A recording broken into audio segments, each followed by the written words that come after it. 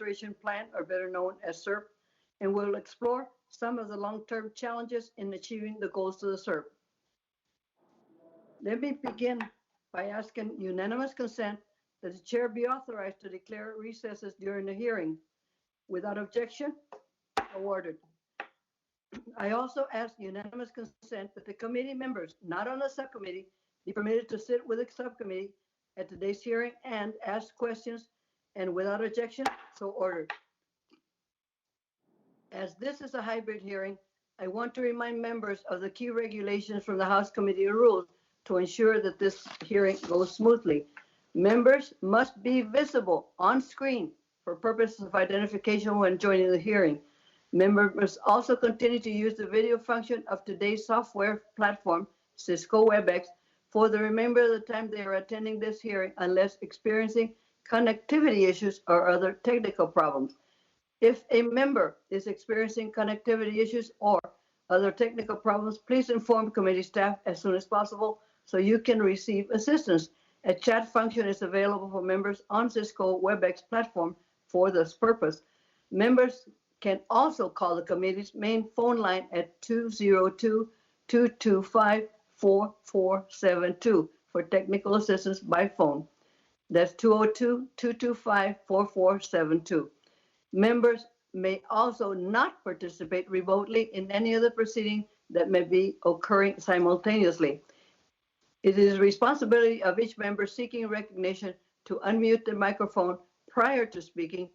To avoid any inadvertent background noise, I request that every member keep their microphone muted when not seeking recognition to speak. Should I hear any inadvertent background noise, I will request that that member please mute their microphone. Finally, despite this being a hybrid meeting, hearing, I keep calling it a meeting, but it's a hearing, I want to emphasize that all the standard rules of decorum apply. As the chair of today's hearing, I will make good faith effort to provide every member experiencing connectivity issues an opportunity to participate fully in the proceedings. Members will have the standard 5 minutes to ask questions. To insert a document to the record, please have your staff mail it to the committee clerk, Mike Twincheck, at mike.twincheck@mail.house.gov. I will repeat it again, mike.twincheck@mail.house.gov. This hearing is also being live streamed for the public to view. In our country and in our city. Starting with an opening statement, as many Floridians already know, the word Okeechobee is a Seminole language meaning big water. Today, we will be discussing the progress that has been made with the federal, the state, the local, and non-government partners in the restoration of one of our nation's ecological treasures, the Florida Everglades. Since the enactment of the comprehensive Everglades Restoration Program in 2000, we will hear from members and stakeholders on what has been accomplished and what is left to do. Key to the discussion, and at least at the heart of this ecosystem and project, is water flows in and out of Lake Okeechobee. As a Californian, I'm well aware of the challenges of managing the water system for important but more conflicting demands. Like Florida, California has wet seasons and dry seasons, mostly dry. And the water management of water, including its timing, quality, quantity, is important to the health of the ecosystem and to the economy. In meeting their often competing responsibilities for water management in the state of Florida, the Army Corps of Engineers, or Corps, must balance the flood control, the environmental restoration, the water supply, and other authorized purposes during both wet and dry seasons. When faced with too much water, the Corps seeks to manage the system to avoid flood events, and that would impact Florida communities by releasing water east and west from Lake Okeechobee, because the mechanisms to hold or send more water south are incomplete. This can lead to challenges like harmful algae blooms in the St. Lucie Canal, or to avoid dumping too much water to meet its water supply obligations within the state.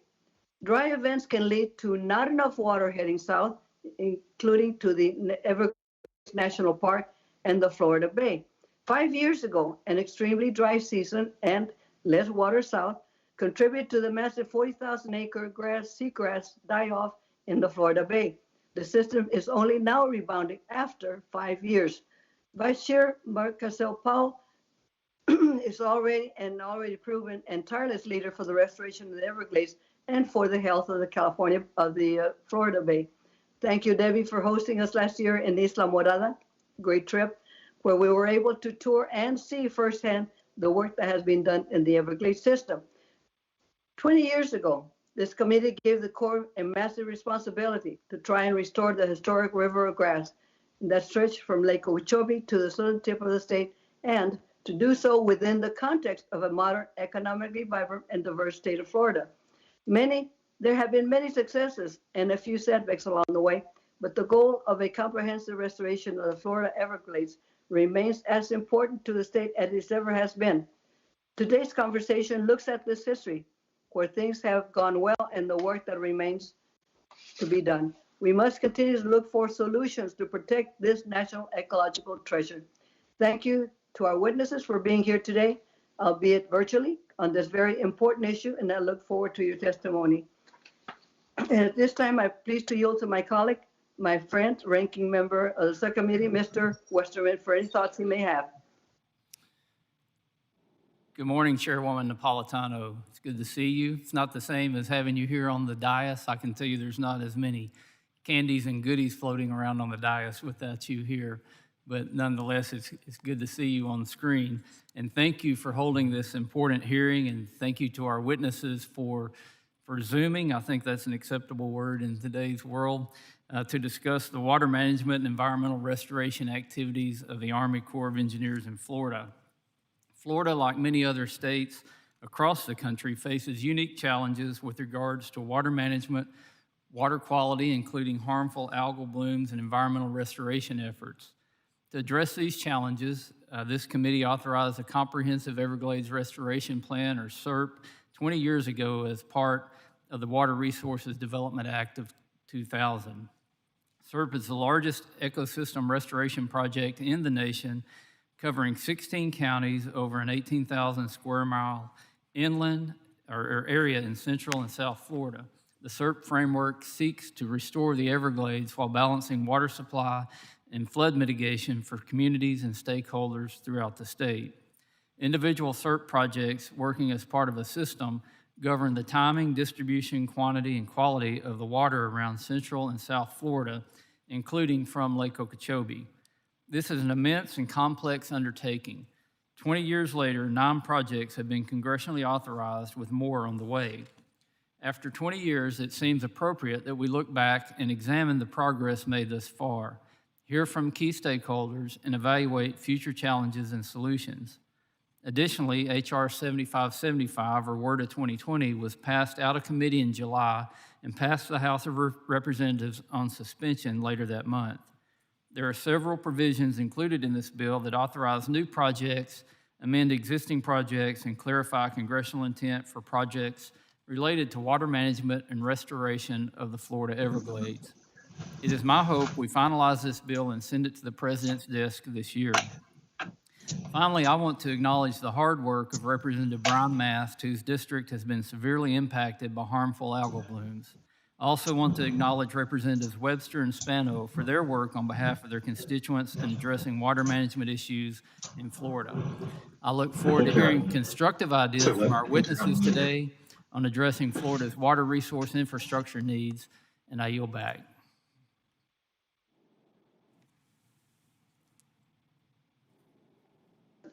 Was Mr. DeFazio present? I'm present. Can't you see me? Mr. DeFazio, you have 5 minutes, sir. Thank you. Thank you. I'm here physically, I guess not virtually. Thank you, Chair Napolitano, for convening this important hearing. And I would also like to recognize the tremendous contributions of our subcommittee vice chair, Ms. Mucarsel-Powell, her tireless work and leadership on the ecological restoration of the Everglades and the Florida Bay. You know, I visited several times. They were all twice when I was on the Resources Committee, focused on the Everglades themselves, and once when I was the ranking Democrat on the Highways Subcommittee back about 10 years ago when we were examining issues regarding infrastructure that needed to be modified and relocated. So I'm quite familiar with the problems there, and we have been trying for quite some time to move this forward in a major way to restore the greatest, most diverse, ecological wetland system in the world, in my opinion. Many years ago on the Resources Committee, we passed legislation that we thought by now would be significantly implemented, and the Glades would be on their way back to pristine health. Unfortunately, that is not the case. There is still much to be done. The Corps of Engineers, Department of Interior, have, and the state of Florida have a lot more to do to restore it. And the comprehensive Everglades restoration plan is, at this point, just a promise and not yet fulfilled.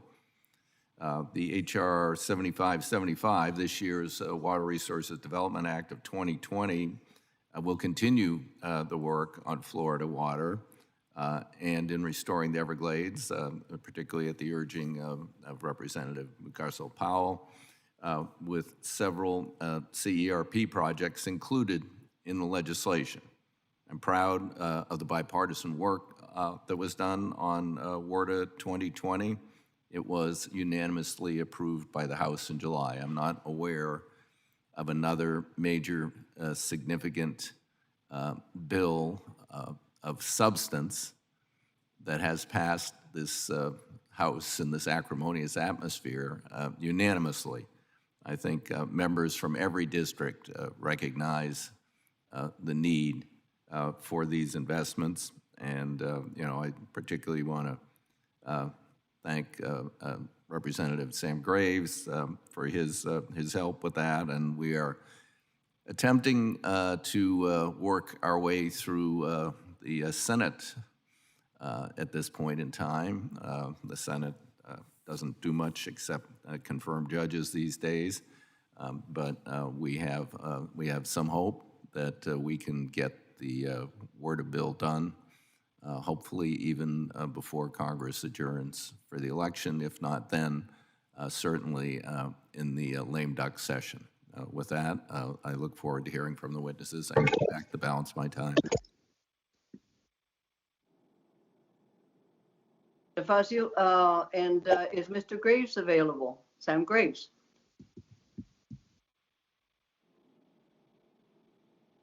He is not.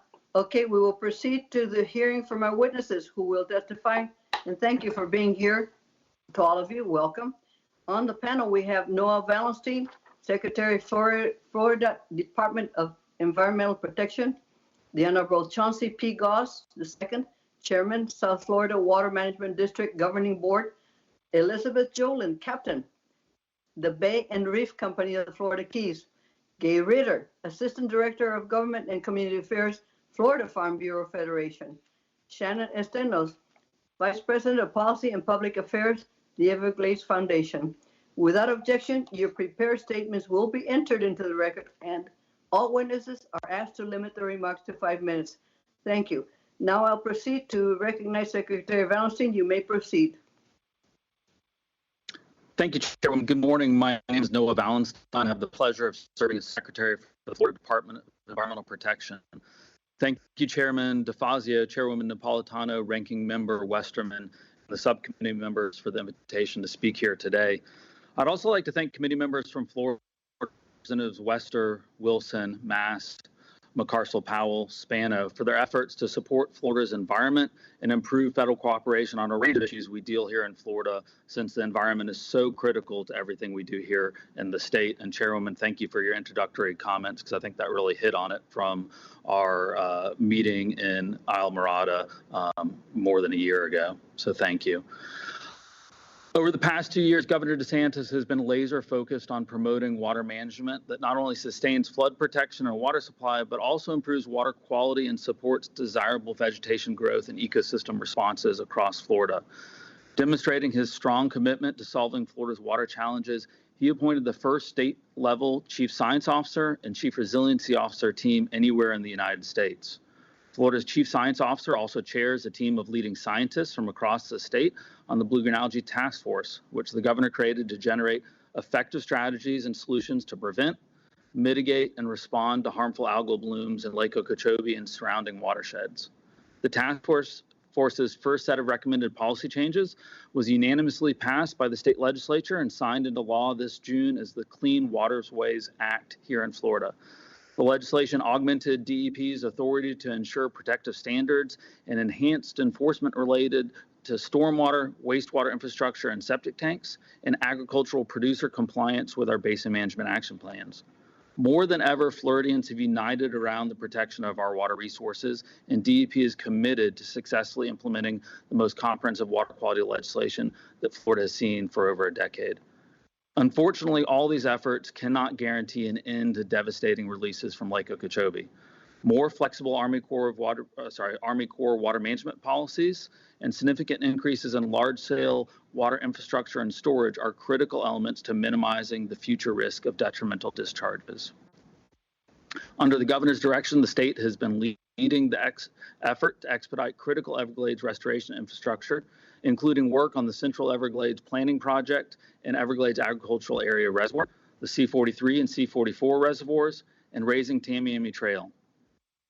Recent increases in federal funding for South Florida Everglades restoration, including $235 million in fiscal year 2020 and a historic $250 million in President Trump's fiscal year 2021 budget request, combined with $625 million in annual funding as requested from Governor DeSantis to make up more than $2.5 billion over a 4-year period for investments in water quality across Florida, including Everglades, is a clear sign of the impact of improved state and federal cooperation, and we thank this committee knowing that they're part of that. This committee's indispensable efforts to authorize comprehensive Everglades restoration projects as part of your biannual development and consideration of the Water Resources Development Act cannot be overlooked and is a critical part of making sure Florida's environment endures for future generations. Thank you so much for your track record of legislative success, both in 2014, 2016, and 2018. And we're optimistic about the passage of WRDA 2020 this year, which we hope will include enhanced authorities for the South Florida Ecosystem Restoration Task Force to address invasive species, at least one new project authorization to restore the Loxahatchee River watershed, 2 post-authorization change report authorizations to modify the C43 reservoir and the C111 South Dade projects, and most importantly, a bipartisan language from the Senate Environmental and Public Works Committee to amend Section 1308 of WRDA 2018 to direct the Army Corps of Engineers to carry out construction of the EAA reservoir as part of the Central Everglades Planning Project at funding levels and expedited timeline developed and approved in the South Florida Water Management District Section 203 post-authorization change report. These projects are going to be vital to ensuring Everglades is protected for future generations. I know we have a lot of work ahead of us, as alluded to, but the partnership has not been stronger before between the federal and state government. And with historic funding, historic effort on the state and federal part, we've got a bright future in front of us. And we're really seeing a resurgence of environmentalism here in Florida. Thank you for the time. Thank you, sir. Now we may proceed with Chairman Goss. Good morning, Chairman Napolitano, Chairman DeFazio, Ranking Member Westerman, subcommittee members, and thanks for hosting today's hearing. My name is Chauncey Goss, and I have the privilege of serving as the chairman of the South Florida Water Management District's Governing Board as an appointee of Governor Ron DeSantis. It's an honor to be here testifying before you today. America's Everglades, affectionately known as the River of Grass, is a crown jewel of natural resources in the United States, as the chairman alluded to earlier. The Everglades story begins several hundred years ago when she was inhospitable to people, but a watery mecca for birds and wildlife. A vast wetland, America's Everglades spanned from what is now Orlando all the way south to the very end of the Florida Peninsula, south of present-day Miami. What seemed like uninhabitable swampland to some quickly became an opportunity to others. The rich soils proved to be incredibly productive for agriculture, and of course, the climate is ideal for those tired of the snow.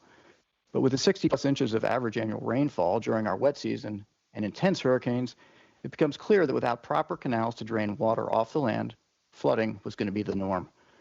Floridians cried out to help, and your predecessors in Congress authorized what is known as the Central and Southern Florida Flood Control Project back in 1948. To demonstrate its support, the state of Florida created the South Florida Water Management District, a special governmental agency, to support that collaborative effort. Today, the district has nearly 1,500 employees, and 3 days ago, we passed our budget for this fiscal year just north of $1.25 billion. Together, the state and the federal government built a massive public works project to provide flood protection. This project has been a tremendous success. With this new infrastructure in place and the state's favorable economic opportunities, growth in South Florida exploded. Decades later, record growth continues, and the sky really remains the limit for opportunity in Florida.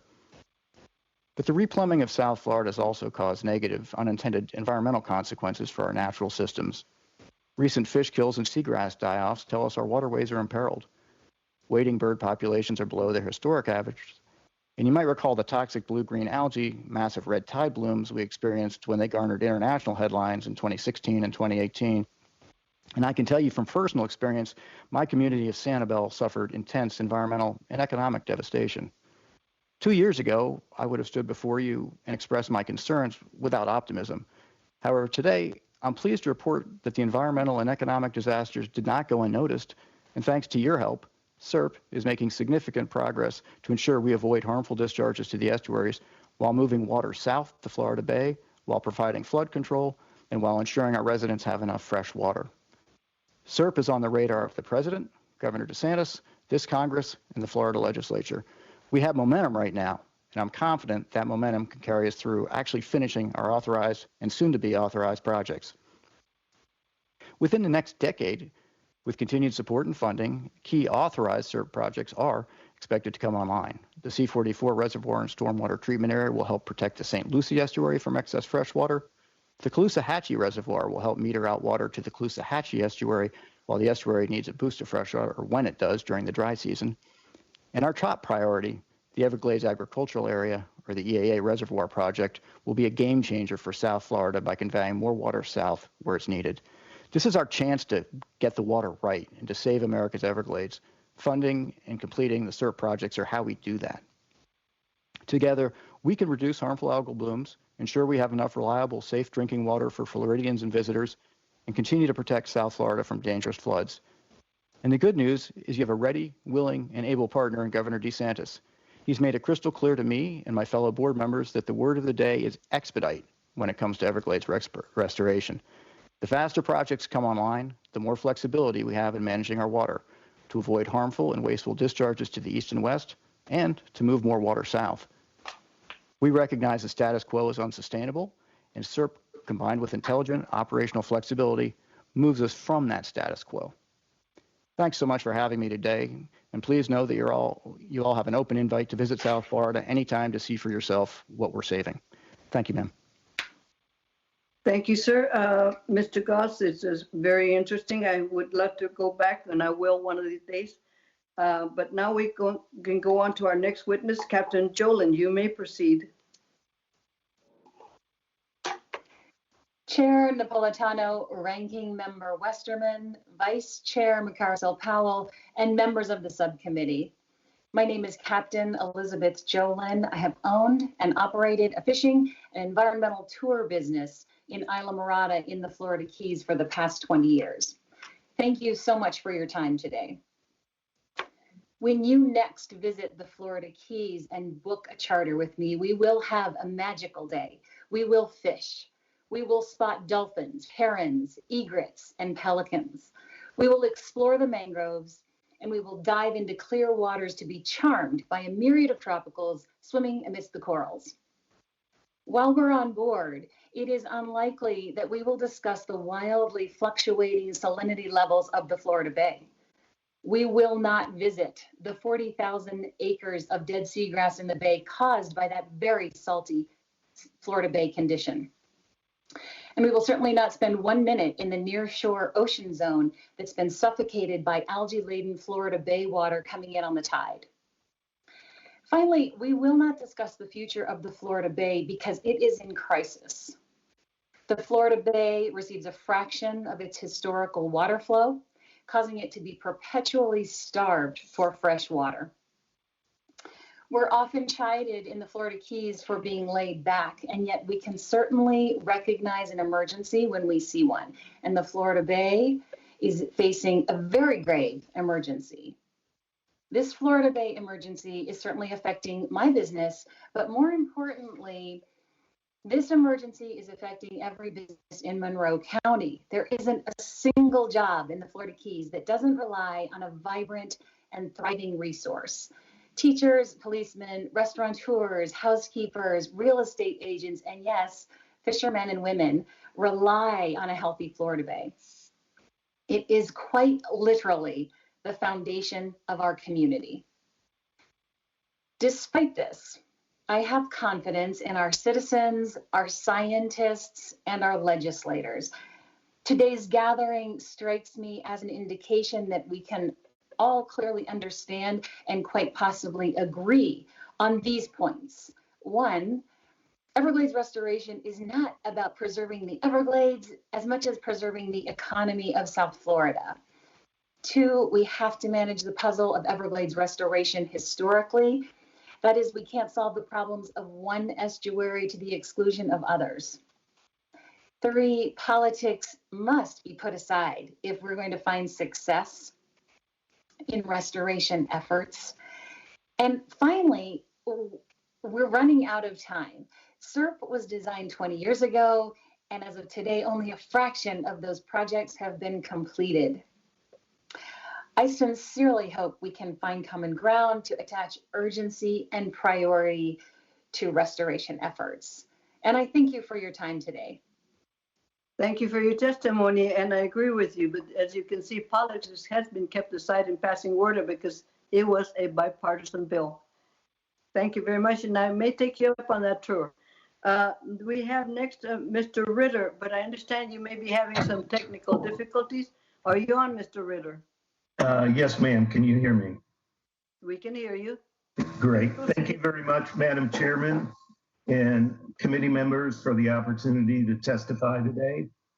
I am very proud to represent the Florida Farm Bureau Federation, our state's largest agricultural organization with more than 142,000 members, as well as thousands of farmers and ranchers that live and work in South Florida. We represent farm owners who produce over 300 agricultural commodities, regardless of their scope of operation or location. In normal times, agriculture is the second largest component of the Florida economy. During crisis, it's even more important. Most importantly, agriculture is not dependent upon visitors and population growth for its stability. How has South Florida come from an uninhabitable, unfarmable landscape 100 years ago to the home of more than 8 million people, the most dynamic and productive ag economy east of the Mississippi, and an ecosystem unmatched anywhere in the world? It has been possible because the state of Florida and Congress made the necessary investments in the Central and Southern Florida Project. And we have sustained that support for 7 decades. We're now in the middle of making retrofits to that project on a truly massive scale to achieve more ecosystem benefits than what the original design was able to provide. Therefore, sticking to the entire comprehensive Everglades restoration plan with the proper sequencing of projects without deviation is paramount to the success of Everglades restoration. The planning for this process came to a head in the year 2000 with the approval by Congress of the Comprehensive Everglades Restoration Plan. Since that time, we've spent $6 billion so far, and the Corps announced this past week their plan to spend another $7 billion over the next 10 years. Florida agriculture has been directly involved from the earliest planning stage, and we fully support the suite of projects that are now moving forward. One of the keys to the broad community support that this project has enjoyed was the promise embedded in the federal law that if approved, restoration and the needs of the economy would move ahead together. At a minimum, no legal water use, including environmental water supply, would be reduced as the plan was implemented. If we have one misgiving about where things stand now, it's with the Corps' reluctance to commit that farmers' water supply would not be reduced. When we talk about water supply, we're talking about Lake Okeechobee.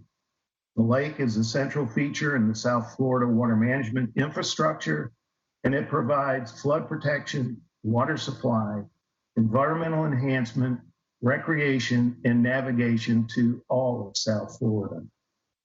In 2007, the Corps lowered the lake to accelerate repairs to the Herbert Hoover Dike. That work will be complete in 2 years. Floridians expect the water supply that they had in 2007, the year before the lake was temporarily lowered, to be restored when the work is complete. Farmers are not asking to go back to a high lake level or to receive more water than we had before it was lowered. We will continue to work with the Corps as the new schedule is developed, but we would all feel better if the Corps would acknowledge that water that has been available to farmers for the last 50 years will be a part of any plan as we move forward. The Florida Farm Bureau Federation and its farmer rancher members remain staunch partners with local governments, water management districts, state and federal agencies in this massive restoration effort. We very much appreciate the opportunity to be here today, and we thank you very much for listening to our comments. Thank you for your comments, Mr. Ritter. And I would like to point out that nowhere are there any mention of Native American water rights, which also go into the equation. And I'm sure that you're thinking of the water quality for drinking water for the general Floridians. Okay, thank you very much. Mr. Estenos, you may proceed. Thank you, Madam Chair, members of the committee. On behalf of the Everglades Foundation Board of Directors, I thank you for the opportunity to address the committee today. For 27 years, the Everglades Foundation has had one mission and one priority: to see America's Everglades restored for the benefit of the ecosystem, our economy, and future generations. Immensely grateful for the continuous support Congress, and in particular this committee, has shown the Everglades over this many years. That tradition of support continues. The Water Resources Development Act of 2020 confirms the priority status of the Everglades Reservoir, requires transparency in how precious Everglades water is divvied up, and acknowledges the importance of reducing harmful discharges of toxic algae into Florida's waterways, fisheries, and communities. We congratulate Chairman DeFazio, Ranking Member Graves, and the entire committee on the passage of a bipartisan WRDA this summer. We hope that the Senate takes up your good work and moves this bill to the President's desk as soon as possible. I look forward to today's discussion about protecting and restoring the Everglades and estuaries. I'm going to focus my opening remarks on the shorter term topic of revising operations to address harm being experienced in the Everglades and estuaries. Specifically, moving water from Lake Okeechobee to the Everglades, particularly in the early dry season, should be thought of as a current water management strategy, not just a future restoration goal. Now, when I say early dry season, I'm generally talking about the months of December, January, and February. And when I say wet season, I mean generally June through November. As we spend the next decade building restoration projects, the Corps should use its other authorities to improve things, especially to address serious, in some cases, irreparable harm in the Everglades and estuaries. From this committee's perspective, it's important to prevent conditions in the Everglades and estuaries from getting worse before restoration infrastructure is complete. As the committee knows, we currently have inadequate infrastructure to move enough water south in the wet season. Restoration projects like the Central Everglades Plan, Tamiami Trail Bridges, and the Everglades Reservoir are critical updates to that infrastructure, and they represent the long-term approach to securing South Florida's future. The Everglades Foundation hopes that the White House and Congress will invest aggressively in finishing these projects as soon as possible. Unlike in the wet season, however, in the dry season, existing infrastructure is rarely a constraint. Instead, in the dry season, the constraint to flowing water south is the rules that govern where water goes or doesn't go. So here's where the short-term opportunity lies.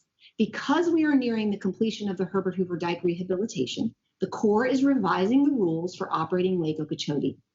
It has the opportunity to include in these new rules a proactive win-win approach to addressing harm and achieving region-wide benefits. Consider the fact that the Everglades needs to be wet all the time. Very wet in the wet season, a lot less wet in the dry season, but wet nonetheless. By allowing more of the water the Everglades needs during the dry season to move south, peat soils in the Everglades could stay wet longer, reducing soil loss and carbon emissions through oxidation and fire. Aquifer resilience for Palm Beach, Broward, Miami-Dade, and Monroe counties could improve. The lake could be brought down to healthier and safer levels more frequently. By moving water south early in the dry season, we will face the subsequent wet season with more room in the lake to store rainfall, a proactive approach to addressing the risk of harmful discharges. Unfortunately, so far, the Corps has said that including this strategy is outside the scope of its current rule revision. It's inexplicable that the Corps would not adopt into the Lake Okeechobee rulebook a management strategy that has the potential to help millions of South Floridians, the estuaries, and America's Everglades. Next to rainfall, Lake Okeechobee is the single most hydrologically significant variable in South Florida. Obviously, we can't control the rain, but we can control the extent to which the lake can fluctuate safely, and we also write the rules for moving lake water around the system. Until new restoration infrastructure is complete, these are the most significant things we can do to balance competing needs for water supply and flood protection and to protect people and natural systems from harm.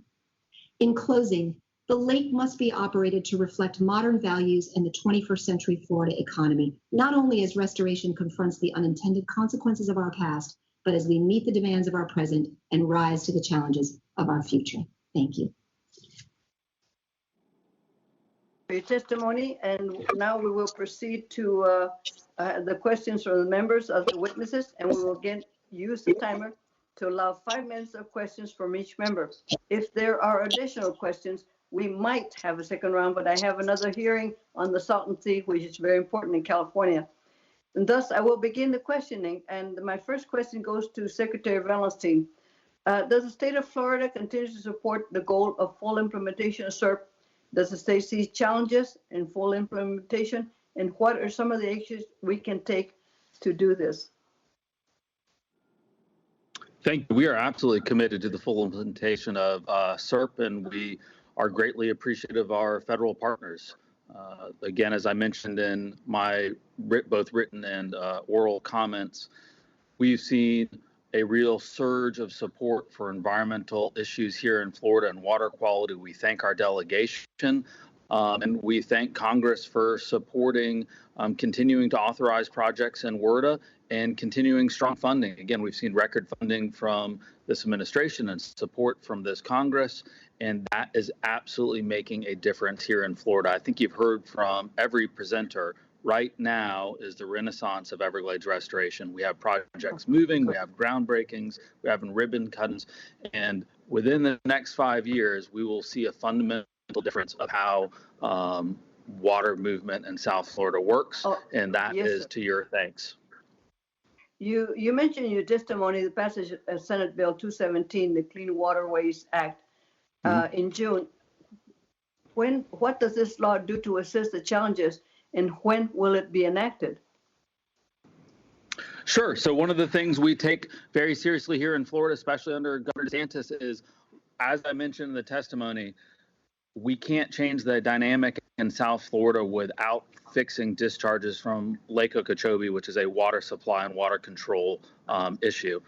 Aside from that, the state takes very seriously water quality issues, and that's what this legislation was meant to address, was to ensure that we were taking all the steps necessary. And so this comprehensive legislation looks at each of the sources of nutrients in Florida. So for septic tanks, it moves those permitting programs to the Department of Environmental Protection and has us, for the first time in Florida history, permitting septic tanks as a source of nutrients.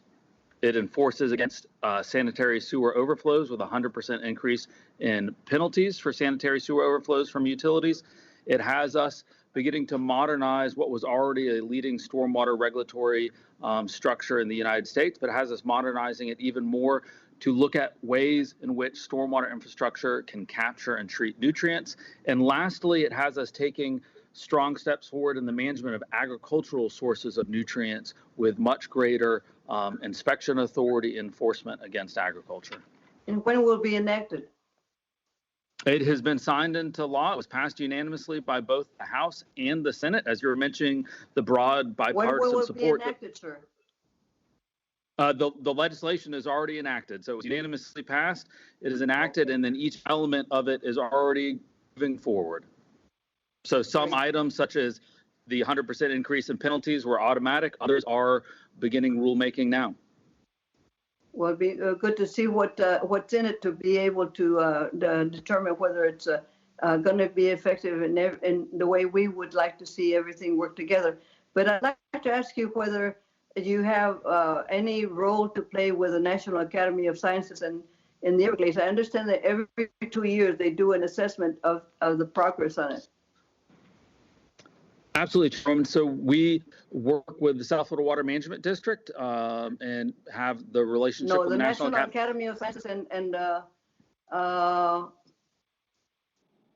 Everglades. The science. Well, I understand that they do an assessment every 2 years. Correct, and we are part of the funding entity for that assessment and contract with the National Academies of Science. We greatly appreciate a rigorous science review of our progress. We believe they're the entity to do that. As I mentioned, our governor strongly believes in the role of science, which is why he appointed a first chief science officer for the state of Florida. Thank you. Mr. Ritter, I only have a few short time. What technologies have the farmers implemented to help with the water quality in the farm runoff, and how long have they been implementing them? Yeah, thank you for that question, and I would like to make note that yes, the tribal entities as well as the agricultural entities are very supportive of the CERT process. The EAA farmers have been implementing best management practices for now the past 26 years. Those practices have been improved through water management, through better water management, through better nutrient management, through better irrigation management technologies. And they have actually, their goal was 25% reduction of phosphorus moving south toward the Everglades, and they have achieved that goal now for approximately 26 years. And apparently they need to do more, because apparently there is a continuing problem with the contamination. Thank you very much, sir. I appreciate it. I must now go to my next speaker, Chairman Westerman, Ranking Member Westerman. I made you chair, Bruce. Well, thank you, Chairwoman Napolitano, and thank you to the witnesses for your testimony today. Very informative. And Madam Chair, I just want to point out that we understand that from some folks that during Mr. Ritter's testimony, that although we can see him on grid view now, that he was not showing up across all platforms due to potential technological issues. And we just wanted to ensure everyone that we could see him on some devices on our end as we move into questions, and we can see him now. So, as we consider the testimony today, and we look back, and it has been 20 years since the authorization of CERP, And I think everyone agrees that it's appropriate to take a fresh look at that. And the stakeholders that we have here today represent those who are most directly impacted by the outcomes of the program. And, you know, as I think about Lake Okeechobee, I remember as a kid watching Bill Dance fishing shows on TV and seeing the big bass he was catching out of Lake Okeechobee. I've always been fascinated by the wetlands ecosystem there and that phenomenal resource that you got. And it is something that's important to the whole nation. So I want to ask the panelists, what is the greatest challenge lying ahead for CERP? If you could outline one challenge, and we'll just go down the row. And as a follow-up to that, what can Congress do about it outside of additional funding?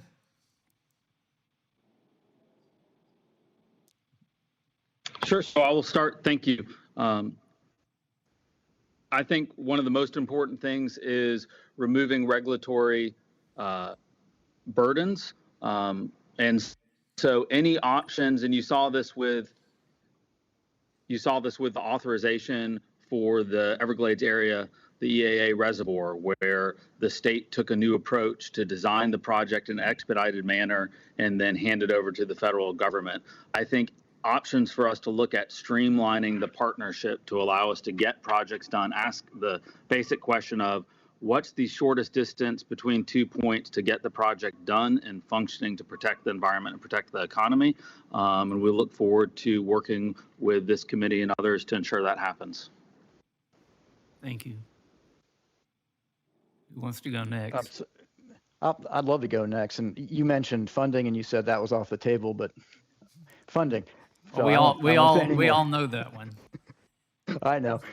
So I won't belabor that one, but I will say one thing that I see is that the closer you are to a project, the more urgency you feel. You've been down to the lake, you've seen it, and sometimes we have a problem, not a problem, but an inconsistency with our partner in the Corps of Engineers, where the folks in the Jacksonville district feel the sense of urgency we feel in the state of Florida. That doesn't always trickle up inside the Beltway, and any help you can give us in helping folks inside the Beltway understand the sense of urgency we have so that we can finish CERP, because we really want to finish it, and we're so close. And I know the Jacksonville district is a tremendous partner, and we're working very closely with them, and they want to finish it too. So I think we can do that, and sometimes we need your help just to sort of instill that sense of urgency within the Beltway. Thank you.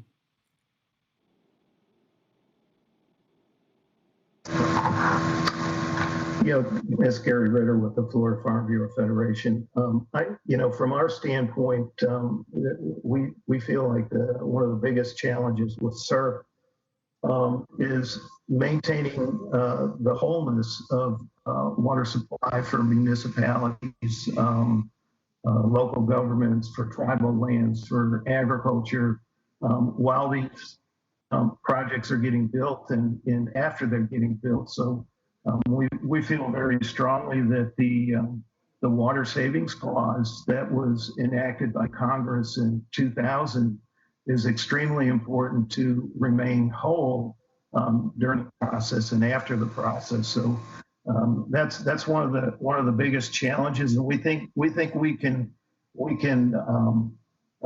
provide that water, maintain the wholeness of everyone with their water supply. And we can restore the Everglades and protect that water supply equally. So that's one of the things that we see as the biggest challenge outside of funding. Congressman, this is Shannon Estenos, and my response to that question is twofold. First and foremost, I'll echo Chairman Goss's point about accelerating the Corps of Engineers' own internal processes. That, in my experience, has been the most constant barrier, has been the sort of bureaucratic approach. I'll give you an example. In 2018, the Congress asked the Corps to do a 90-day report on the Everglades Reservoir. It is now 612 days late.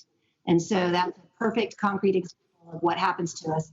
The second example I would give is more transparency in comparing costs. Board of 2000 goes some distance to help explain to Floridians where water actually goes, who benefits and who doesn't benefit. But that lack of transparency and that lack of transparency keeps Floridians truly under keeping account of costs, benefits, and risk. Thank you very much for your testimony. I think your time is up, Mr. Westerman, and I think I will head up to Mr. Mercasile Powell. Ms. Mercasile Powell, you're on. Thank you so much. First, I ask unanimous consent, Madam Chair, to enter my statement into the record.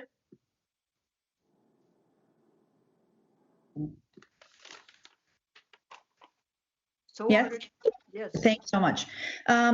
First, I want to say thank you to Chairwoman Napolitano, Ranking Member Westerman, Chairman DeFazio, Ranking Member Graves. Let me just say that from the very beginning, when I started in the 116th Congress, I have put Everglades restoration as the top priority.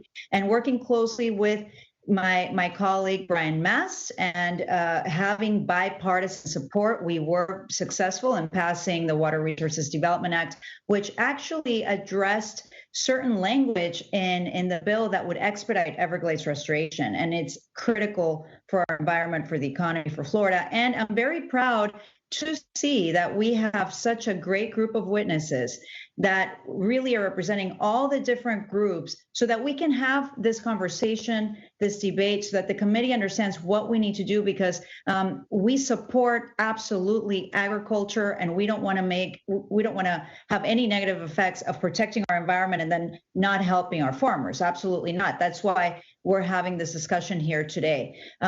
It's so important to have a healthy Everglades, and I don't want to talk too much about it because I have been talking about this for 2 years now. But the health of our Everglades really provides us with clean drinking water. About 8 million Floridians depend on a healthy Everglades for our drinking water. And it's also the backbone of our economy here in South Florida. It's definitely another weapon for us to help fight against the effects of climate change. So I want to start with a dear friend, one of my constituents that I'm very proud to represent. Thank you so much, Elizabeth, for coming here today to the hearing. I met Elizabeth a few years ago when I was touring Florida Bay. This is before I came to Congress. And she's sought after charter fishing captain here in the Keys, but also such a prominent advocate for Everglades restoration. And if you can take a look at the images that I wanted everyone to see in the committee today, you'll see images of our seagrass. It's something that, like I said, Elizabeth brought attention to me years ago, and something that she's been working on. On the left, you'll see the healthy seagrass. On the right, you see dead seagrass floating on the surface of the water, which is obstructing light. And these pictures were taken in 2015. So, Elizabeth, I want to start with you. Can you explain to us how you've seen the degradation and thousands of acres of seagrass dying? Can you explain to the committee the effects of that, not just for our economy, but also to marine life, and why it is so important to make sure that we protect seagrass in the Florida Bay? Thank you so much for the question. And I know my time is limited. My favorite subject is seagrass, and I could go on and on and on. But the irony of this question and this issue with seagrass is that it lies under the water. So if you were to come to visit us here in the Florida Keys and you sit on the beach and you look out, you would have no idea that there is a problem. It's beautiful here. And yet underneath the surface of the water, when we have the death of seagrass, it affects everything that relies on the water, all fish, all birds, our mangroves. It becomes a crisis. Here's a very specific example, and I'll make this very brief. In the fishing industry, and again, this isn't the most important industry, but it's an example that we can talk about. 10 years ago, when you would come for a fishing charter, we would go and we would promote you into fishing bonefish, redfish, permit. Today, we talk about how fun it is to catch sharks and barracuda, because that's what's prevalent in our water because of this degradation of our resource. When we have these higher species dominating the water, it's unfortunate. And we, as a business person, we're trying to run our charter business, and now we talk about how great it is to catch a shark. What we really wanted to do is catch these species that need a robust environment underneath the surface of the water. It's one example that to take away today. Thanks, Elizabeth. And very quickly, because I'm running out of time. I don't know how we ran out of time so quickly. Shannon, if you could just tell us what the effects of dying seagrass has on our economy, and also why it's so important to expedite Everglades restoration for Florida. Well, as you just heard from the fishing community, it absolutely wipes it out when all of a sudden sharks are the best fish you can go fishing for. So that's a real problem for us, and it does impact the economy because sport fishing is one of the large drivers of Florida's economy.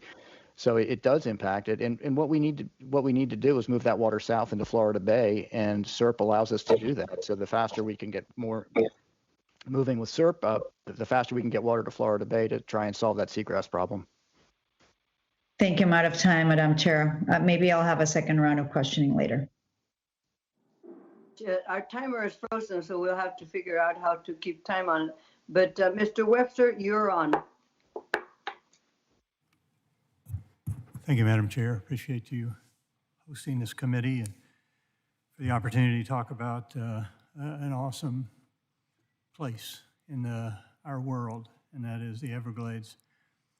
First, I want to just say I was in the Florida legislature for many years, 3 decades, and during that time, in the mid 90s, I think it was 1994, we passed for Everglades Forever, and that became the sort of the start of the opportunity of doing and being included in the WARDA 2000 bill. During that time, I know that we had, and I'm sad they're not here today because we had the Miccosukes and the Seminoles there, along with the Water Management, the Corps of Engineers, and some of the cities that are around there that depend on and towns depend on the water from the lake. And so everybody was included. And I think the conclusion of that discussions during those years was that I was involved in was the fact that we wanted to have everybody treated equal. That's where this whole idea of a savings clause was introduced. And many people think it was agriculture or it was utilities or somebody else that individually got that into that particular bill in 2000 in the Congress, but it wasn't. It was the state of Florida that demanded if it weren't in there, SERP would not be approved. And that was way back 20 years ago, I think. And so just that's where I'm coming from. I want to see everybody included, everybody a part of it, and no one overtreated or undertreated.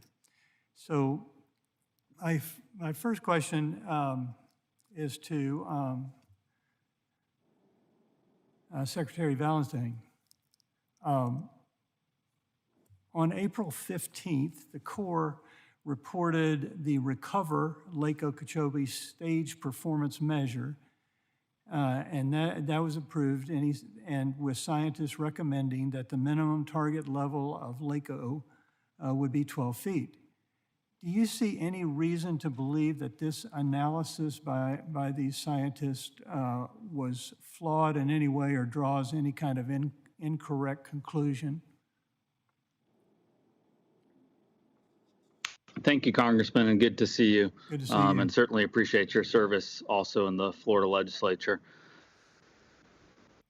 I think the discussion has been, as we work as a team to get large infrastructure projects online to be able to better manage the movement of water, and as we deal with the reality of algal blooms on Lake Okeechobee, in that interim period of time, how can we best serve all parties and avoid harmful discharges at the same time?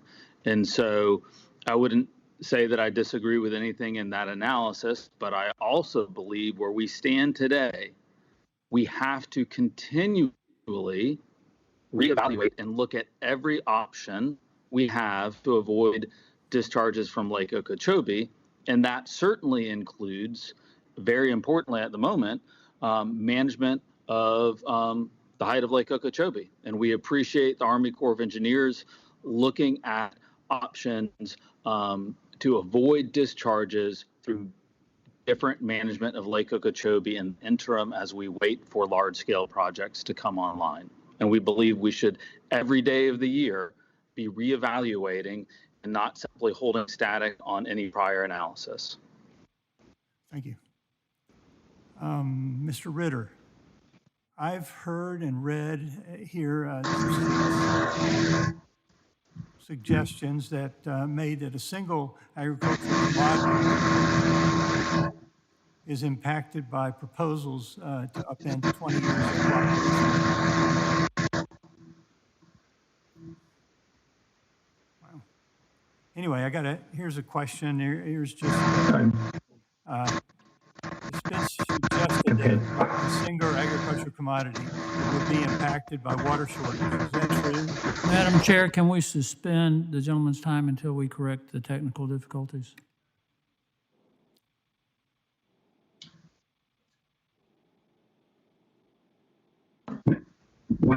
We are having technical difficulties, everybody. Mr. Ritter, if you could mute during the question.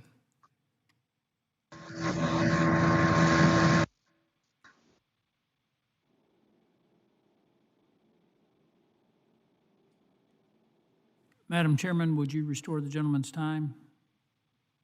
All right, sir, you're on. You've got Okay. You've got about a minute. Yes, sir. I know that's a misconception. That's a misconception that there's one single agricultural commodity down in the EAA. If my memory serves me correct, we have sweet corn, we have rice, we have lettuce, cabbage, green beans, radishes, along with sugarcane. And if you go up to the northwest shore of Okeechobee, you have cattle, citrus. Northeast, you have avocados and mangoes. And I'm sure there's probably something that I've left out, but those are crucial to the nation's winter food supply, and they feed roughly about 180 million Americans every year. So no, there's not just one agricultural commodity down there. Do you know how many direct or indirect jobs there are associated with that industry?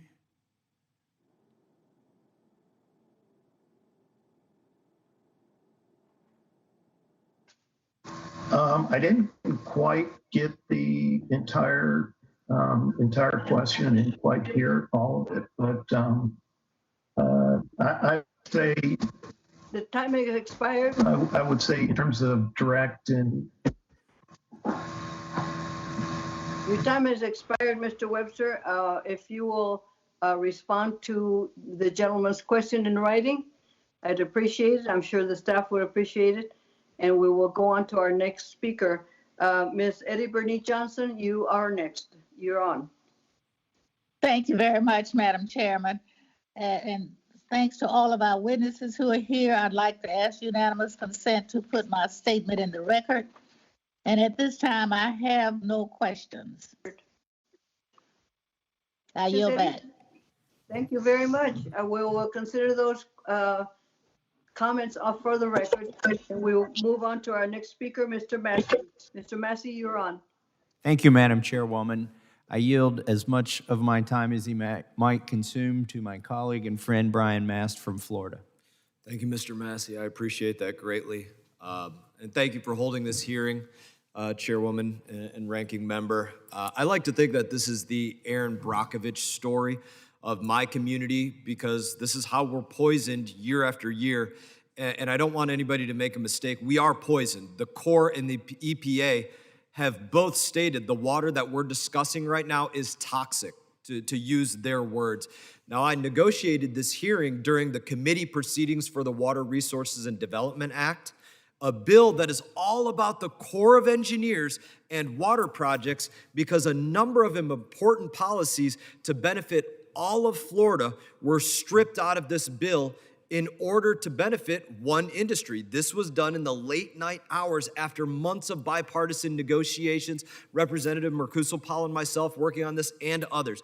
First thing that I want to say that was stripped: reducing ecological harm to Everglades National Park and water conservation areas. Now, why, after us spending billions of dollars to fix the Everglades, would we not be able to put into that law? I got to ask it. I suspect it's because more water for the Everglades means that the growers south of the lake, those sugar-growing corporations, need to relinquish a death grip that they have on Florida's water being for them first and everyone else second. That's why I think that happened personally. Second provision that was stripped: protecting public water supply was stripped out of that bill. Now, you might look at that and say, why did this happen? I can tell you that in my state of Florida, sugar lobbyists, for me, they frequently disguise their death grip and their assaults on me as an effort to protect public water supply. But that's what it is. It's a disguise. It's a front.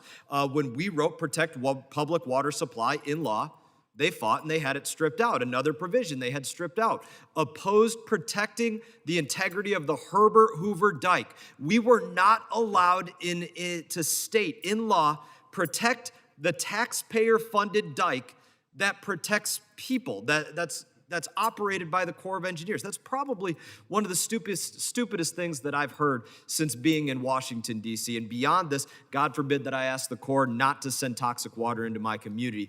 Now, there is a complicated patchwork of infrastructure and even more complicated policy about where to move water, when to move water, and while all of the policies may be complicated, the goal is simple. It's use taxpayer dollars to store water for irrigation south of Lake Okeechobee, then demand that my community be the flood control for when too much water is stored, that we be the septic tank for this private water reservoir, and that's the problem. This is wrong. My community is not going to be an afterthought. We're not going to be flood control for U.S. Sugar or anybody else. We're just because they want to keep Lake Okeechobee artificially high, as Mr. Ritter has stated in his written and spoken testimony, even though it hurts the rest of Florida. Now, when the Army Corps has discharges to my community, they often test more than 60 times too toxic for human contact. However, it has been stated that every year since 1982,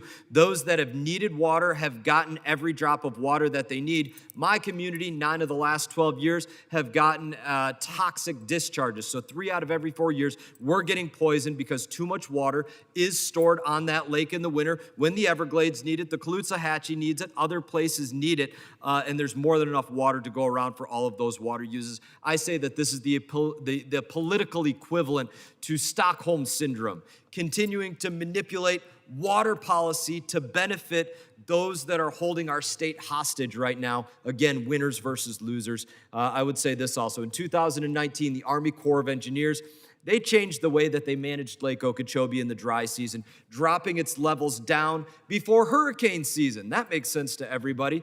So the Everglades got more water in the dry season. The dike was protected, which the Corps needs to do. My community wouldn't have to get used as a sewer and get toxic discharges, and it worked. They allowed the lake to recess naturally. Everybody got the water they needed. We avoided discharges, even with a Category 5 hurricane on our shores. So it brings me back to WERDA, where for months we worked on this bipartisan deal to improve dry season water management in Florida, rebalance the scales in favor of all of Florida's people, but it was not allowed to happen at the last minute. There is a lot at stake here. This hearing is important. Florida's future, Florida's economy, Florida's environment, Florida's safety and public health. That's why this hearing is so important, and it's why we have to fight to protect water supply, stop those toxic discharges, and defend our communities. And in that, I will yield back to you, ma'am. Thank you for your time. And I yield back as well. Thank you, Mr. Massey. Thank you, Mr. Mast. And then we have next, Mr. Palmer. You're on. You're recognized. Thank you, Madam Chairman. Mr. Goss, there are 2 projects that are part of the Comprehensive Everglades Restoration Plan, the Western Everglades Restoration Project and the Lake Okeechobee Watershed Project that are being studied by the Corps of Engineers, who isn't exactly known for expeditiously completing studies. Do you have any idea when those studies will be completed? No, sir, I don't. You would have to ask the Corps that. What benefit would completion of those two projects have in terms of Everglades restoration? They'd be helpful because SERP is a big puzzle, and we're putting the puzzle pieces together slowly, so every piece of it helps so that we can ultimately move more water south and stop the harmful discharges that Congressman Mast was just talking about. Madam Chairman, I yield the balance of my time to the gentleman from Florida, Mr. Mast. Thank you for yielding to me. I appreciate that greatly. You're recognized. Thank you. Ma'am. I want to go to Mr. Ritter. And again, if you could leave your microphone off until we begin. I know we've been having some issues. I represent farmers as well. I care about them. They're friends of mine. I believe in the legal rights of all water users. You stated that in your written testimony. You spoke about the rights of all legal water users. And you asked in your written testimony and spoken testimony about higher water for Lake Okeechobee, higher levels. You spoke about that in different ways. And I want us to have a real conversation about this because it's important for both of us and a number of other people in Florida. And my question to you is this: when we talk about rights of water users, I like to think that my community and my environment, you wrote about both of those things, have the right to not be poisoned. And every other community as well. The Everglades has the right to water. Your farmers and everybody else, they have a right to water. That's the truth. But what I want to ask you is, where does the right to water end? At what point does that end where you have to hurt somebody else? Somebody else has to be your flood control to keep that water higher as you asked for. And that's an honest question. Where does the right to having more water end?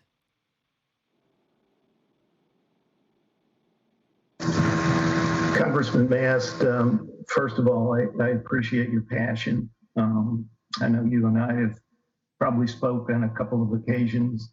I just want to reiterate that the Florida Farm Bureau Federation represents more than 300 commodities.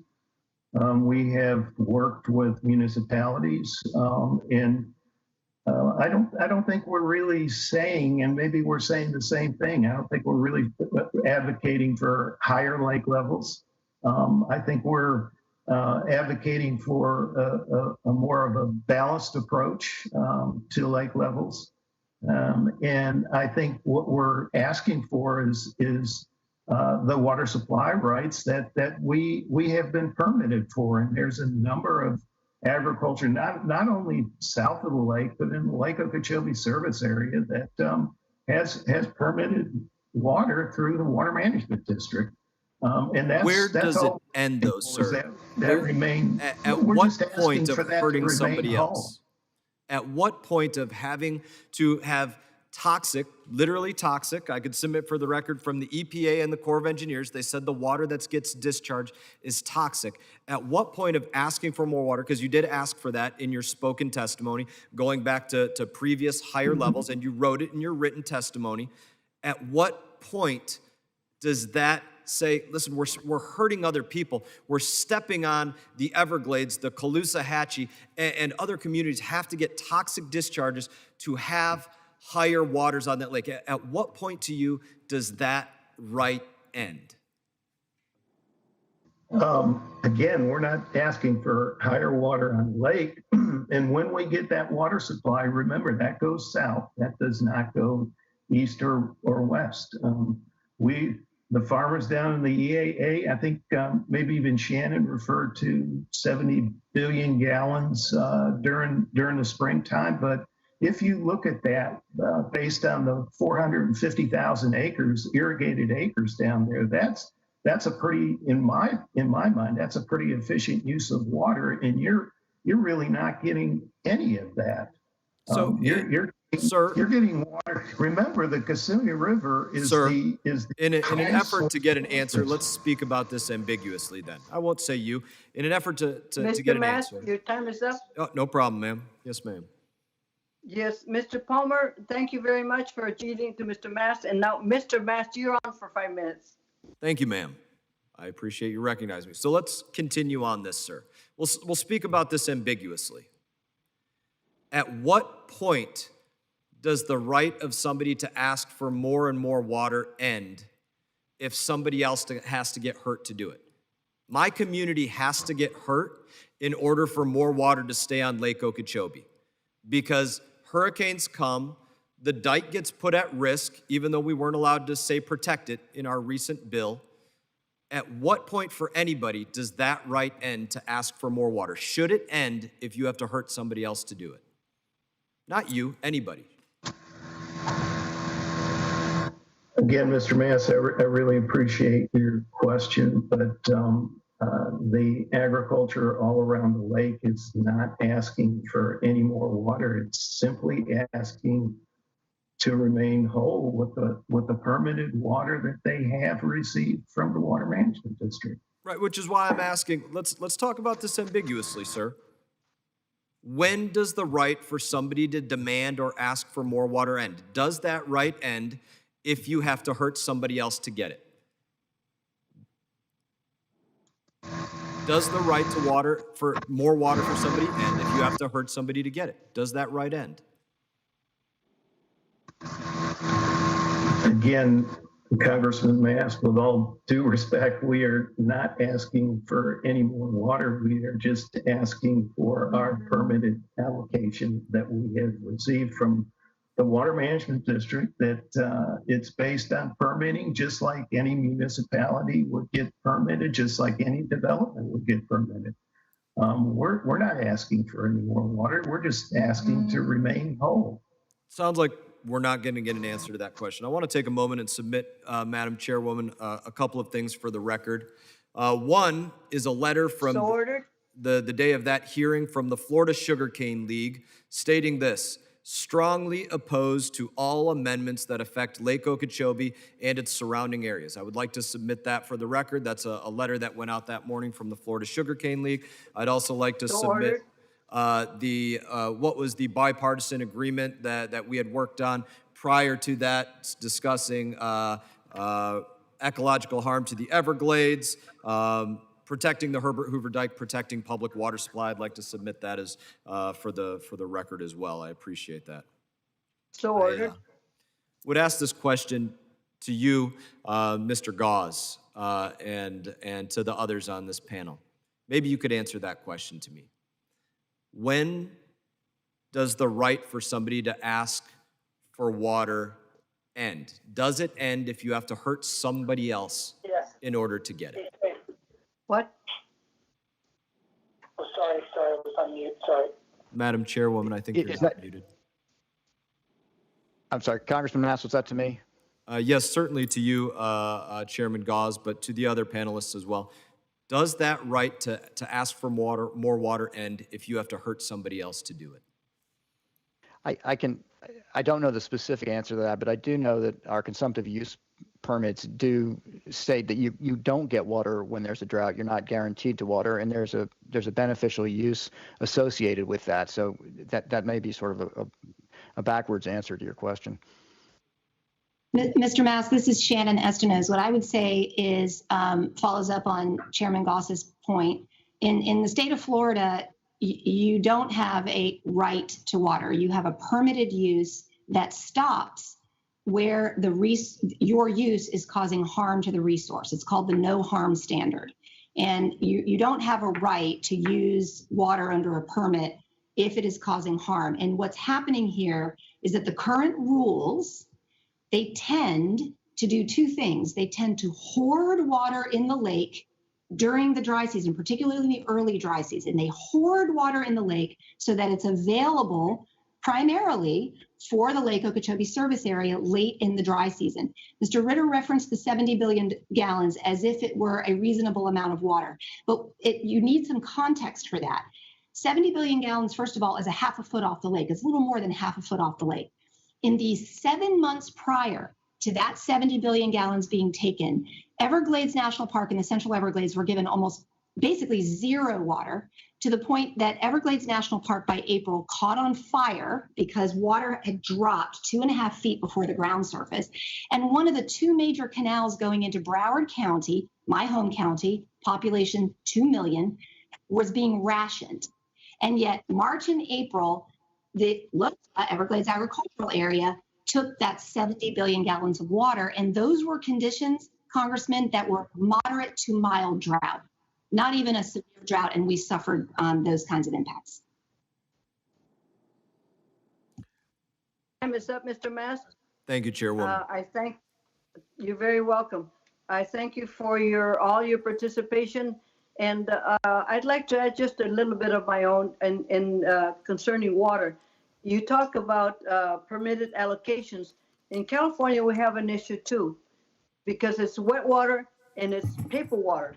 What was allocated is not necessarily what you're going to get because of the change in climate, whatever the reason, it's not the same. So we have to take into consideration all those climate changes and the right of people to water and how much water goes into areas that are not getting water, especially if it's not the quality of water that people deserve and should be protected. So I thank you, everybody, for your testimony. I ask unanimous consent that the record of today's hearing remain open until such a time as our witnesses have provided answer to any questions that may have been submitted to them in writing. Madam Chair, Yes, sir. we have Representative Gonzalez on the meeting, and I don't think she ever got recognized. Gonzalez? Yes, ma'am. Okay. I see. Where are you? I don't see you on. Oh, there you are, Jennifer. Okay, you have 5 minutes, ma'am. Thank you, Madam Chair. I would like to yield my time to Representative Brian Mast. Thank you, Mr. Mast, you're on. Thank you, Ms. Gonzalez-Colon. I appreciate that. I would, since I have another moment here, is Noah Valenstein still on? I see his video cut off, but I don't know if that just cut off for a moment. Do we still have Secretary Valenstein on? I'll give one second. Yes. I hear it now. So, Secretary, I would ask you as well. I've submitted for the record here the comments from the EPA noting what is toxic on Lake Okeechobee. Madam Chairwoman, you spoke initially in your comments about possibly creating harmful algal blooms with these discharges. I need to correct a mistake in that it can create situations for harmful algal blooms, but what I'm speaking about specifically in my questioning are the algal blooms that are already present on this freshwater lake that reach a level many times 60 times too toxic for human contact, according to the EPA and the Corps of Engineers, and those being taken out of that separate body of water and then dumped into my community. That's the specific piece that I'm speaking of. So Secretary Valenstein, I would ask you as well, can you make any confirmation of toxicity levels during those summertime months at different times of water on Lake Okeechobee? Absolutely, and thank you, Congressman Mast, for your work to help us constantly work with our federal partners and reevaluate opportunities to make sure we're not having harmful discharges to our coast. Certainly that was a conversation that came up during Governor DeSantis's transition committee, where you chaired the environmental portion of that, and something that the governor is laser focused on too. As you know, Lake Okeechobee and the whole ecosystem was dramatically altered by the Army Corps of Engineers, and misguided attempt decades and decades ago, believing that wetlands were not something we should have. We now recognize that was an absolute mistake and are trying to rebuild the system. But that has had devastating consequences to how Lake Okeechobee accepts and is able to release water at the moment. Certainly, throughout the summer months, we are seeing algae-producing microcystin levels on a regular basis up to 20 parts per billion. The highest we have seen this year, we recorded in the center of Lake Okeechobee, one sample that was 800 parts per billion around June 13th. And so there are absolutely significantly high levels of microcystins that have been produced. And certainly while we're working on water quality surrounding Florida, and you've seen as there haven't been releases from Lake Okeechobee, and with the investments that this governor is making, we're making progress in water quality throughout Florida. But with a flip of a switch, that can all be overcome by releases from the lake. And so as we bring projects online, as the state works on water quality issues outside of larger movement of water, which is core projects that the state's working with, cooperative management of the lake, to keep in mind the impact those discharges have is critical. And so this is the second year we're in that the Corps looked at ways to hopefully minimize discharges. We strongly support that, and look to do anything we can to support that. Thank you, Secretary Valenstein. You just said something very important. The EPA's recommended numbers where humans shouldn't come in contact with those toxins that you noted there are 8 micrograms per liter, or 8 parts per billion. I have a bill that I worked to get in the recent Water Resources and Development Act that asked not that the Corps end all discharges into my community, but said when it reaches the level of toxic, can we at least say that? Don't discharge the water when it's poisonous into my community. You just said that at one point this summer, it was 800 parts per billion. EPA said if you're a human, don't touch it over 8 parts per billion. That's an important distinction. If we would have started this summer at 12.5 feet, where I believe is where Mr. Ritter wants to start this summer's lake levels, instead of down at 11 feet, we would have been having discharges of those toxic waters by July 4th, all the way into August, all the way into September, and all the way right up till today, had we not worked with those lower lake levels. Lower lake levels work to get the Everglades water, the Caloosahatchee water when they need it, protect the Herbert Hoover Dike, which means protecting those people that live in those communities around the dike and protecting communities from toxic discharges. So again, I want everybody to get every single drop of water that they need, but I have to stand firm in saying we cannot go out there and make water promises when it means having to poison another community to do so. And in that, I thank you for yielding me your time, Madam Ms. Gonzalez-Colon and Madam Chairwoman. You're welcome, Mr. Mass. And now I believe we have Mr. Carvajal waiting to be speaking. You're on, Mr. Carvajal. Thank you, Madam Chair. I'd like to yield my time to Representative Macarsel-Powell. Thank you so much, Representative Carvajal. Yes, my time was cut very short. And as you can all hear, the passion in my colleague, Representative Mast, and also in my voice, it's because we are trying to find solutions for everyone, all the stakeholders in Florida. So my first question, very quickly, yes or no answer, to all of the panelists that are here with us this morning.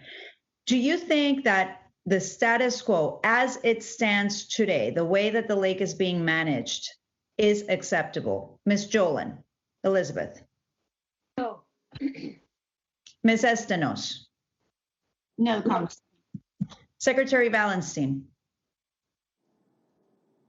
I don't believe in the status quo. Chairman Goss. No, as I said in my opening remarks, the status quo has to change. Thank you. Mr. Ritter. That's a tough question, but I would say yes, the way it's being managed right now is we agree. What was that? I would say the 12.5 to 15, the 12 to 15, how the lake has been managed in the past. We agree with that. You agree with that. So you're the only that the status quo is acceptable. So we have all of you here this morning so that we can listen to each other and try to find ways to manage the lake so that we don't poison communities to the east and west of Lake Okeechobee, so that we can find ways to get that water flowing south. Mr. Ritter, you mentioned in your testimony that completing SERP was incredibly important, and that's why we've all been working together to try to expedite this. You also say in your testimony that it's important to comply with the sequencing outlined in the integrated delivery schedule, but according to the IDS, SERP won't be completed for another 10 years at a minimum. And I can tell you that in my area down here in South Florida, we can't wait that long for relief. And I know that in other areas, it's the same. So what do you suggest, Mr. Ritter? What do you think we need to do to get more water flowing south during the dry season before SERP is completed? Well, I think the Water Management District and the Corps of Engineers have already started doing that. I mean, they've worked on increasing the Tamiami Trail and the flow underneath the Tamiami Trail. I think one of the things that you have to be careful about in to rely on Mother Nature, especially if you bring the lake down to 11 feet, if you don't get that seasonal, the wet season rainfall, then you run the risk when you come around to the next fall and winter time. If you have a drought, then nobody has any water, and we're all under a water shortage situation. I come from a small community. Because I have such a short time. I know. I apologize. I'm very passionate about it too, like Representative Mast. I apologize. Mr. Ritter, very quickly, do you support, is your stance that you support that we need to get more water flowing south? Obviously, yes. I mean, we all feel agriculture, along with everyone else, is on board with SERP and the Comprehensive Everglades Restoration Plan. We've always been there. We've been there from the very beginning, and we've actually, more than any one entity, we've provided over 100,000 acres of land for SERP south of the lake. Thank you. I appreciate that. Ms. Estenos, can you talk a little bit about why the status quo can't remain and what we need to do to get, what are some of the solutions that we need to be talking about so that we can stop discharging these, toxic algae blooms that are going into the east and west of the river, but at the same time, find some sort of solution for us down here so that we can restore the Florida Bay? I think operational flexibility is key, and a couple of witnesses have said that. It's not enough just to build it. That's the first step. The second step is to operate it for the benefit of all. The harm being experienced in your district, Miami-Dade, Monroe County, and the harm being experienced in Mr. Mast and Mr. Rooney's districts, those are measurable and real and perceptible. If you dig 12 years ago, when you looked at the last time the Corps rewrote the Lake Okeechobee operating rules, there's some information there that the government pointed out that they actually, the last time they could actually document economic harm to the agricultural area we're talking about due to water management or drought was 1982. Congresswoman was 14 years old. The last time the Everglades suffered from water management was, an hour ago. It'll be tomorrow. The last time we suffered from drought and dry season in the Everglades and the Biscayne Aquifer was resilience took a knock was this last dry. So when the Farm Bureau says we have to take a ecosystem-wide approach, that we have to benefit everyone, 100% agree. We want to rebalance, not 10 years from now, but let's incrementally make things better at every possible opportunity we can. Folks who are saying now. Thank you so much. Thank you. I'm sorry, but your time has expired. I let you run a little longer than normal, but I'm sorry to cut you off, Shannon. I would like to ask unanimous consent that the testimony of the Friends of the Everglades be submitted for the record. So ordered. And now I will again ask unanimous consent that the record of today's hearing remain open until such time as all our witnesses have provided answers to any questions posed to them that may be submitted to them in writing. And unanimous consent that the record remain open for 15 days for any additional comments and information submitted by members or witnesses to be included in the record of today's hearing. And without objection, so ordered. I would like to thank all of you for being such great witnesses. We've learned a lot, and sure there is contention. We hope we can somehow bring all of the parties together and make the Everglades the healthy treasure it is. The committee stands adjourned. Thank you very much. Thank you.